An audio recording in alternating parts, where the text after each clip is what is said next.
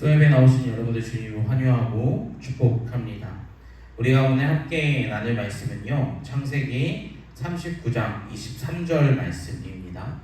창세기 39장 23절 말씀입니다. 제가 읽도록 하겠습니다. 간수자는 그 손에 맡긴 것을 무엇이든지 살펴보지 아니하였으니 이는 여호와께서 요셉과 함께 하시니라. 여호와께서 그를 범사에 형통하게 하셨더라. 아멘. 네. 우리가 저번 주에 이 요셉의 삶을 통하여서 하나님과 그의 관계 속에서 함께 해주시니 그의 삶이 형통하게 되었다라고 하는 점을 살펴보았습니다.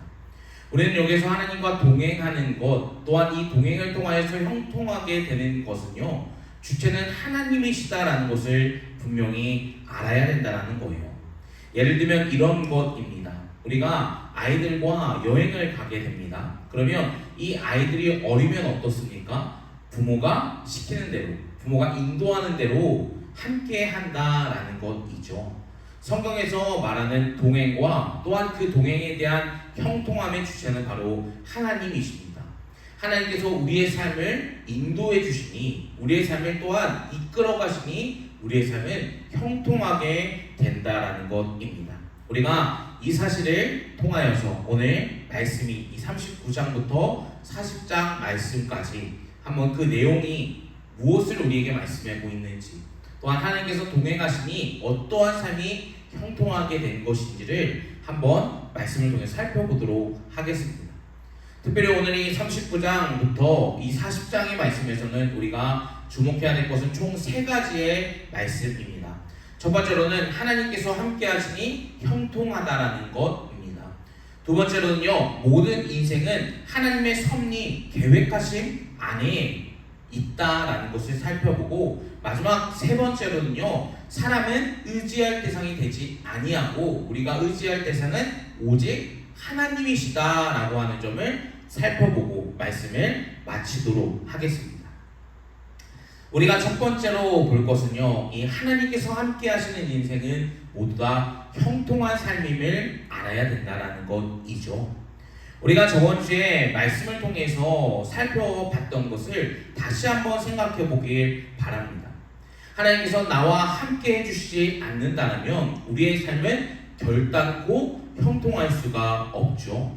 왜냐면 세상에서 말하는 형통과 성경에서 말하는 형통은 아예 다른 기준점으로 시작되고 있기 때문이요. 세상에서 말하는 형통은 무엇입니까? 내 인생이 잘 되면, 내 인생이 또한 어떤 것이 얻어지면 형통하다라고 말합니다. 그런데 성경은요, 인생이 힘들고 어렵지만 그 가운데서 하나님께서 함께 해주신다면 어떻죠? 형통하다라고 성경은 말씀해주고 있습니다. 사람의 관점에서 또한 보면요, 이 요셉의 삶은 어떻습니까? 형통하다라고 말할 수가 없을 거예요. 그렇지만 성경은 계속해서 그의 삶은 형통하다, 형통하다, 형통하다라는 것을 우리에게 말씀해주고 있습니다. 또한 이 본문 말씀의 환경을 보면요, 지금 요셉은 어디에 있습니까? 39장부터 40장의 배경은 감옥에서 이루어지는 사건들이라는 것입니다. 그는 지금 감옥에 있습니다. 또한 이 감옥에 왜 들어가게 되었죠?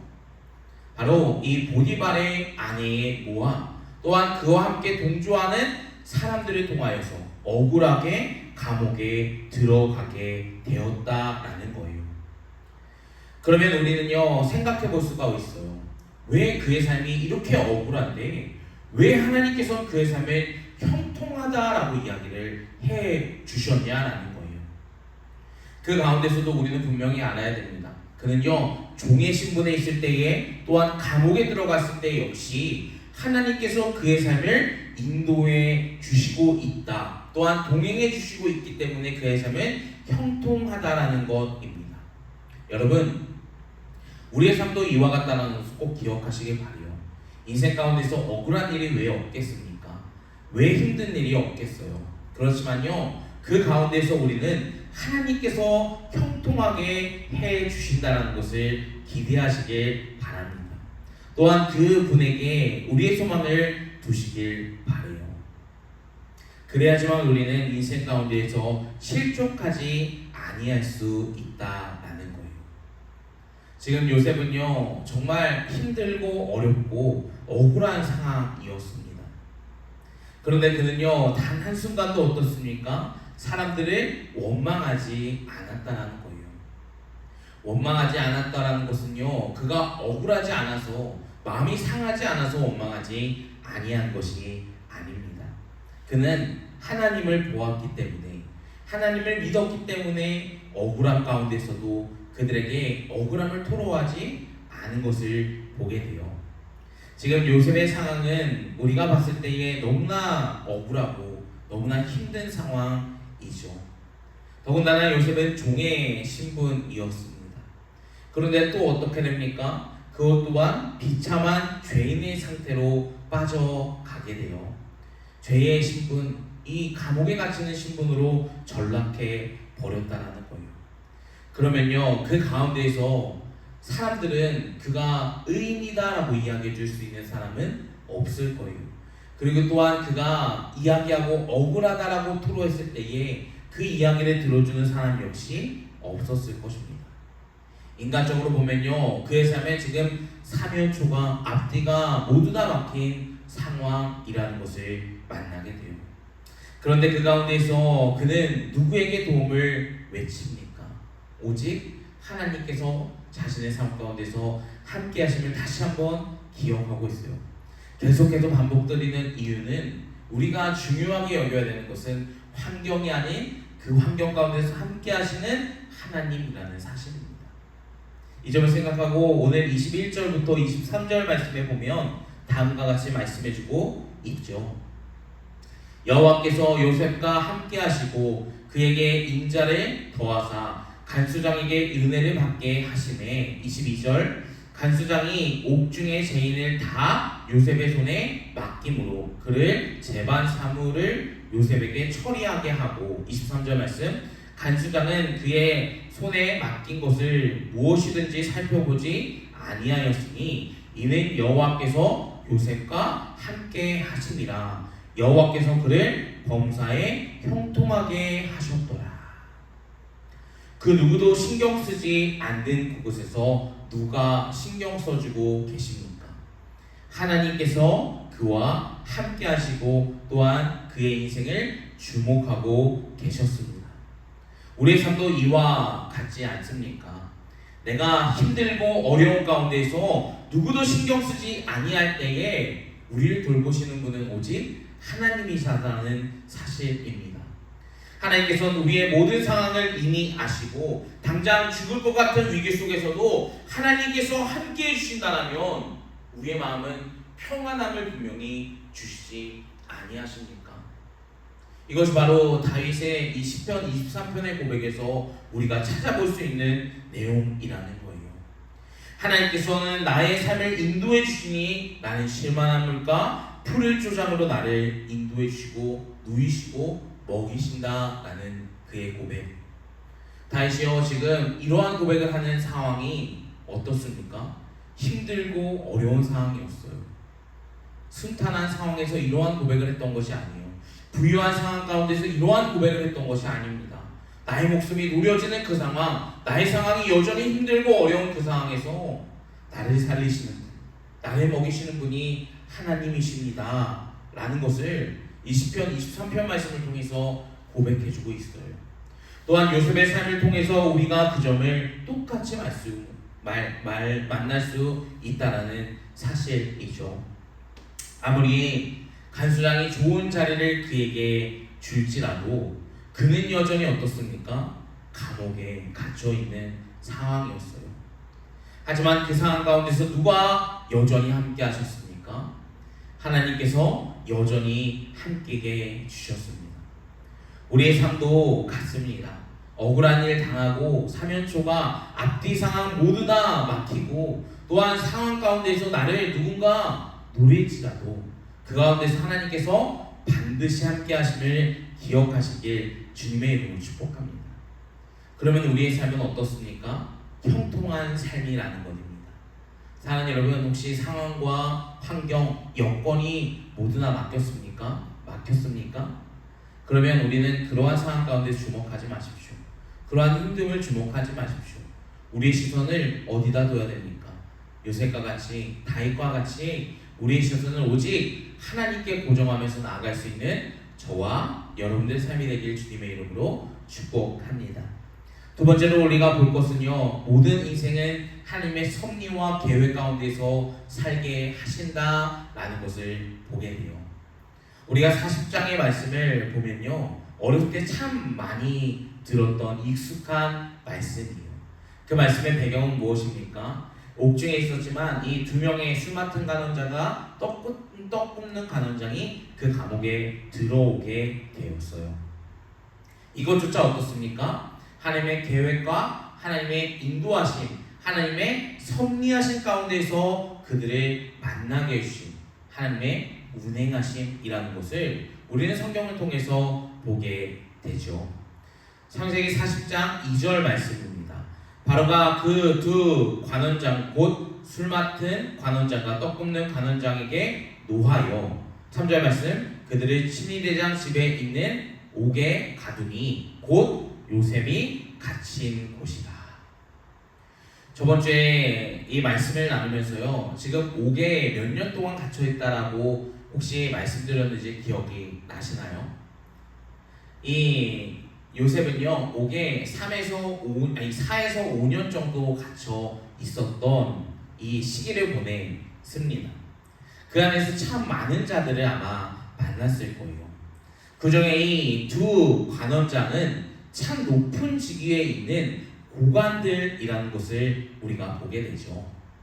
그런데 이들은 더욱더 좋은 감옥에 또한 수감할 수 있었지만 이 왕은 보디발의 집에 감옥에 보내었다라고 말씀해주고 있어요. 마치 보면 우연처럼 보입니다. 그런데 이 모든 것은 결국 하나님의 계획, 섭리 가운데에 있다라는 것을 우리는 알게 돼요. 그래서 보디발이 이 두 명의 높은 관원장을 누구에게 맡깁니까? 바로 4절 말씀입니다. 친위대장이 요셉에게 그들을 수종들게 하매 요셉이 그들을 섬기더라. 그들이 감옥에 갇힌 지 여러 날이라. 지금 누구에게 수종들게 했습니까? 보통요, 아무리 높은 사람이라고 할지라도 이 옥에 있는 사람을, 이 죄인을 그 죄인에게 수종들게 하는 경우는 없을 거예요. 그렇지만 어떻습니까? 요셉을 그들에게 수발들게 했죠. 수종들게 했다라고 성경은 말씀해주고 있어요. 우리가 이를 통해서 간단하게 알 수 있는 것은 무엇이냐면요, 보디발도 아마 그의 억울함을 분명히 알고 있었을 거예요. 그런데 요셉이 옥에서 꺼내줍니까? 보디발은 요셉을 옥에서 꺼내주지는 않았어요. 왜 그러냐면 우리는 이 두 가지의 측면을 볼 수가 있어요. 첫 번째로는 이 보디발의 체면 때문이었습니다. 지금 보디발의 아내가 어떻게 하죠? 요셉을 모함했어요. 그리고 그 집에 있던 애국 사람들이 다 요셉을 어떻게 합니까? 같이 모함했죠. 그런데 이 사실을 인정하고 요셉을 감옥에서 빼내면 이 자신의 아내가 거짓말했다는 것을 스스로 인정하고 또한 잘못된 것을 스스로 인정했을 때에 보디발의 체면은 분명히 깎일 수밖에 없었다는 거예요. 그렇기 때문에 첫 번째로는 보디발은 풀어주지 않았을 것입니다. 두 번째로는요, 하나님의 섭리와 계획이 가장 컸다는 것을 보게 된다는 것이죠. 하나님께서는 분명히 어떻습니까? 하나님의 계획대로 인도하시기를 원했어요. 그 선한 행위보다 하나님의 계획, 하나님의 섭리 가운데에서 살아갔기 때문에 이 감옥에서 당장 꺼낼 수 있지만 하나님께서는 그러하지 아니하셨다라는 것입니다. 그러면은 이 요셉의 처지에서 한번 생각해 봅시다. 더욱더 억울하지 않겠습니까? 보디발이 죄가 없다라는 것을 분명히 알고 있었다라는 거예요. 그렇기 때문에 그를 이 죄인의 상태이지만 누구에게 맡겼습니까? 이 술 맡은 간원자가 떡 굽는 간원장을 그의 손에 맡겼죠. 분명히 죄가 없다라는 것을 알았어요. 그러면 요셉은 억울했을 거예요. 그리고 이 거짓말을 분명히 폭로하고 싶은 것이 사람의 본성이기 때문에 그도 어떻게 보면 그러하고 싶었을 수도 있습니다.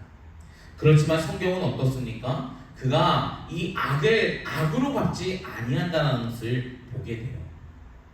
이 점은 어디에서 찾아보게 되냐면요, 창세기 45장 5절 말씀을 보면 다음과 같이 말씀해주고 있어요. 그는 단 한 번도 이 자신을 힘들게 하는 자들을 비방하지 않았습니다.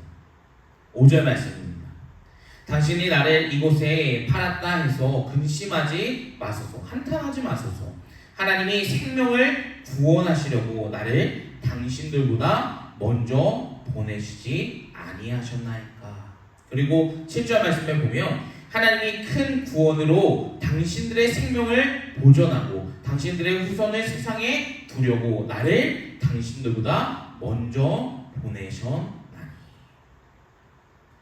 요셉의 이 사고방식을 생각해보면요, 이 사람의 사고방식과 달라요. 우리는요, 억울한 것을 어떻게든 폭로하려고만 생각했겠죠. 또한 그를 나쁘게 이야기를 했을 거예요. 왜냐면 그렇게 이야기해도 사실 그는 충분한 정당성이 있기 때문이에요. 그런데 요셉은요, 그러하지 않았습니다. 어떻습니까? 오히려 하나님의 계획과 하나님의 인도하심, 하나님의 섭리 가운데서 이루어진 사건이라는 것을 믿었다는 것이죠. 사랑하는 여러분, 우리의 삶도 이와 같다는 것을 꼭 기억하시길 주님의 이름으로 소망합니다. 모든 삶 가운데서 기억해야 되는 것은요, 하나님의 섭리 가운데서 운행되고 있다는 것을 기억해야 돼요. 우리도 보면 우리의 삶은 모두 다 하나님의 계획하심 안에 살아가고 있는 인생들 아닙니까? 하나님의 섭리 가운데 살아가고 있는 삶 아닙니까? 그러면요, 우리는요, 요셉과 같이 살아가야 되는 것이 당연하다는 거예요. 나를 억울하게 하고 나를 힘들게 하고 나의 마음을 상하게 하는 그들에게 똑같이 보복하는 것이 아니라, 똑같이 비난하는 것이 아니라 하나님의 섭리를 알았던 요셉과 같이 하나님의 계획하심이 있겠지, 하나님의 선하신 뜻이 있겠지, 그 가운데서도 하나님만을 바라보고 하나님께 위로를 받으실 수 있는 저와 여러분들 삶이 되길 바라요. 이것이 바로 하나님의 섭리, 하나님의 계획을 인정하는 삶의 마음가짐이라는 것입니다. 사랑하는 여러분, 우리가 이러한 마음가짐을 가지고 살아가시길 주님의 이름으로 축복합니다. 마지막 세 번째로는요, 우리는 사람의 의지할 대상이 되지 아니하고 내가 의지할 대상은 오직 하나님이시다라는 것을 믿어야 된다는 것입니다. 요셉의 삶 가운데서요, 사람을 의지했던 적이 한 번 나와요. 그것이 바로 창세기 40장 13절부터 15절까지의 말씀입니다. 당신이 잘되거든 나를 생각하시고 내게 은혜를 베푸소서. 내게 사정을 바로에게 아뢰되 이 집에서 나를 건지소서. 나는 히브리 땅에서 끌려온 자여 여기에서도 옥에 갇힌 일을 행하지 아니하였나이다. 창세기 40장 14절부터 15절까지의 말씀은 어떻습니까? 그가 만약에 당신이 이 바로 앞에 다시 한번 회복됐을 때에 나를 기억해 주세요. 나를 생각해 주셔서 나는 지금 억울한 상태오니 나를 이 감옥에서 제발 꺼내달라고 바로에게 좀 이야기 좀 해주세요 라고 하고 있는 거예요. 그리고 나서 꿈을 해석한 후에 어떻습니까? 이 요셉은 자신의 상황, 자신의 환경을 말하면서 내가 억울함 가운데 있습니다 라고 지금 이야기하고 있는 것이죠. 하지만 그 부탁이 어떻게 되죠? 바로 이루어집니까? 아니에요. 바로 이루어지지 않습니다. 분명히 그는요, 이 두 관원장을요, 극진하게 모셨어요. 친절하게 모셨을 거예요. 6절 말씀을 보면 다음과 같이 말씀해주고 있기 때문이에요. 아침에 요셉이 들어가보니 그들에게 근심의 빛이 있는지라. 7절 말씀, 요셉이 그 주인의 집에 자기와 함께 갇힌 바로의 신하들에게 물어 여쭈어 어찌하여 오늘 당신들의 얼굴이 근심의 빛이 있나이까. 요셉은요, 이 감옥에 있는 사람들에게 매우 친절했습니다. 한 명 한 명 신경 썼던 것 같아요. 왜냐면 그의 삶은 어떻습니까? 저번주에 설명드렸던 것처럼 정직한 삶을 살아갔다라는 것이죠. 작은 일에도 충성된 삶을 살아갔다라고 말씀을 드렸습니다. 그렇기 때문에 어떻습니까? 지금 두 사람의 이 얼굴 가운데서 근심이 가득했다라는 것은 요셉을 바로 알았다라는 거예요. 그렇지만요, 이 8절 말씀에 보면 다음과 같이 말씀해주고 있어요. 그들이 그에게 이르되 우리가 꿈을 꾸었으나 이를 해석할 자가 없도다. 요셉이 그에게 이르되 해석은 하나님께 있지 아니하는가 청하건대 내게 이르소서. 저는요 여기에서 그리스도인들의 마음가짐을 좀 보게 되었어요. 그것이 무엇이냐면요, 요셉은요 이 하나님을 전하기 위해서 그들을 극진하게 대접했다라는 것입니다.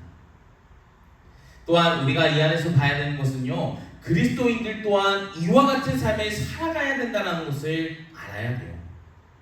그리스도인들은 하나님을 전하는 자들입니다.